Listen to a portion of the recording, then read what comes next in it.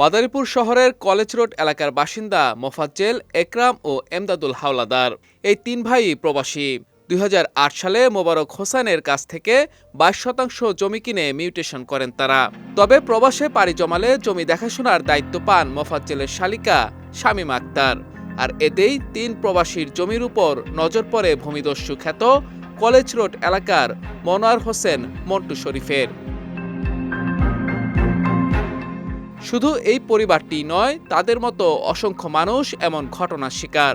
ভুক্তভোগীদের অভিযোগ, ভুয়া কাগজপত্র বানিয়ে নিজের লোকজন নিয়ে জমি দখল করতেন মন্টু শরীফ। জমি সংক্রান্ত আমাদের সাথে তাদের কোনো শত্রুতা নাই, আমরা তাদের কাছে কোনো জমি বিক্রিও করি নাই। আমরা জমি কিনছি মহাবারিক প্রিন্সিপাল থেকে।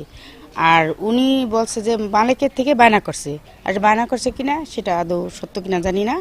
এখন উনি যেটা সত্যি জোরপূর্বকভাবে এই সাইনবোর্ড এবং অন্য বাড়িতে কলের লাইন টেনে বসে গেছে। আমরা অনেক বাধা দিছি, বাধা সে মানে নেই। এটা হলো মন্টু শরীফ এবং তার সাথে অনেক লোকজন নিয়ে আসছে। তার যে সাঙ্গপাঙ্গ আছে ওদের নিয়ে এসে জোরপূর্বক এইগুলো লাগে এখানে স্থাপন করে গিয়েছে। জমিটা আমার বড় বোনের, তার লন্ডনে থাকে, আমি এখানে থাকি। তুই আমরা থাকে, আমার হাজবেন্ড থাকে। আমার সঠিক জানা নাই যে সে কিভাবে দখল করছে। ওই জমি নিয়ে আমাদের সাথে মামলা চলতেছে, ফাইনাল হিয়ারিং গেছে, গত পরশুদিনও আপনার একটা তারিখ গেছে, ওটা নিয়ে মামলা আমরা লড়তেছি। কিন্তু সে ওইখানে জমিটা দখল করে নিচ্ছে। আরও কিছু মানুষজন আছে ওইখানে, ঘর দরজা আপনারা গিয়া দেখতে পারবেন ওইখানে।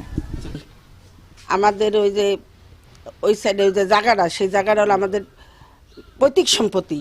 মন্টু শরীফের আরও চেলাপোলা আছে, তাকে নিয়ে মানে জোর দখলে ওই জায়গায় সে সাইনবোর্ড করছে। আরও তার চেলাপোলা আছে, অনেক লোকজন আছে, তার টাকা পয়সা আছে। আমরা তো গরিব মানুষ, আমাদের ওরকম কিছু নাই। মন্টু শরীফ ভূমিদস্যু, সে জোরপূর্বকভাবে আমাদের জমি মানে জোরপূর্বকভাবে জমি দখল করে নেয়।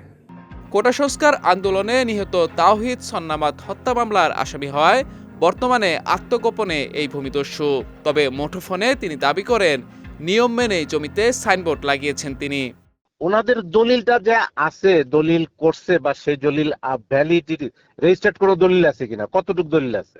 ওখানে জমি কিন্তু টোটালে 88%, 22% এটার সাথে আমাদের বা ওই মানব দপ্তরের 22%, উনি টোটালে 18% আমাকে দিবে, আর 4% উনি রাখবে। তো উনি বায়না আমার সাথে 22%ই করছে। আচ্ছা, দলিল হয়ে গেলে সেই দলিল কি মানে বর্তমানে একটা জমি বিক্রি হলে এখন কি কোনো জমি আর এক জমি আরেকজনে বায়না করার সুযোগ আছে? এদিকে পুলিশ বলছে হত্যা মামলার আসামি ও ভূমিদস্যু মন্টু শরীফকে ধরতে অভিযান চলমান রয়েছে।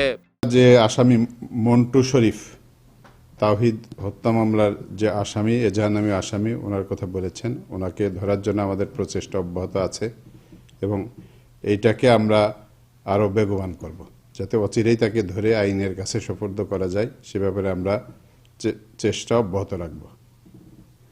আর জমির ব্যাপারে যেটা বললেন, এইটা এতদিন আমার জানা ছিল না, এখন জানলাম। আমি এ ব্যাপারে বিস্তারিত খোঁজখবর নিয়ে আইন অনুযায়ী যে ব্যবস্থা নেওয়া প্রয়োজন ওইটা আমরা ব্যবস্থাটা নিব।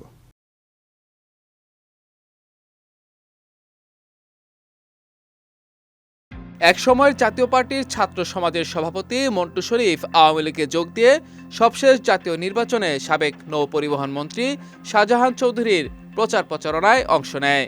আওয়ামী লীগের এই সাবেক মন্ত্রীর ক্ষমতায় বলিয়ান হয়ে সাধারণ মানুষের জমি দখল করায় হয়ে ওঠে মন্টু শরীফের নেশা। বিজয় টিভি নিউজ ডেস্ক।